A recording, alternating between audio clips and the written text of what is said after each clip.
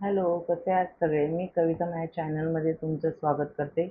तर आज आपण बघूया की चालू आठवडा मीन राशीसाठी कसा असेल, काय गायडन्स असेल, त्यासाठी काय सिच्युएशन्स असतील, हे आपण आज बघूया.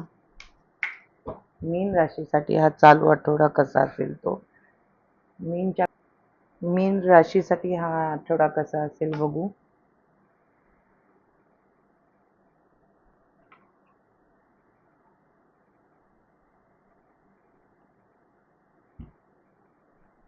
मीन रास या आठवड्यात मला जरा दुःखी दिसते, नाराज दिसते. ते थोडेसे एकांतात म्हणजे काय म्हणतात, त्यांना खूप एकटं फील होत आहे. मला असं दिसतं की त्यांच्या वर्क प्लेसमध्ये काहीतरी प्रॉब्लेम्स चालू आहेत. वर्क प्लेसमध्ये फार जरा निगेटिव्ह एन्व्हायरमेंट दिसतंय.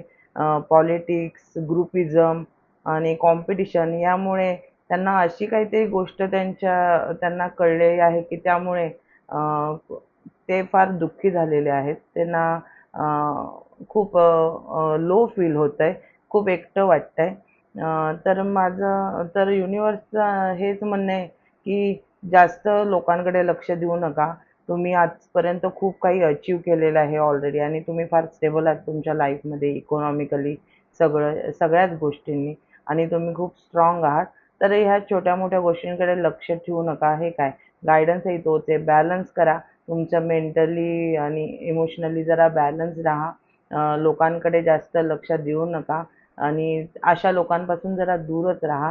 कम्युनिकेशन अशा लोकांशी ठेवू नका आणि काही-काही लोकांसाठी हेही दिसतंय की खर्चावर नियंत्रण करावं लागतंय.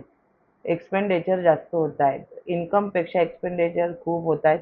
त्यामुळे जरा हाही मेसेज येतोय. तेही जरा लोकांचा कंट्रोल करा. ज्यांच्याकडनं असं होतंय ते. जरा बॅलन्स करा. नाहीतर पुढे जाऊन काहीतरी अनस्टेबिलिटी इकॉनॉमिकली येऊ शकते. त्यामुळे थोडंसं बघा, थोडंसं घरच्यांशी बोला. कोणत्या फ्रेंड्सबरोबर तुमचं मन मोकळं करता आलं तर मोकळं करा आणि जास्त टेन्शन घेऊ नका. चला मग पुढच्या वेळी परत भेटूया पुढच्या रीडिंगसाठी.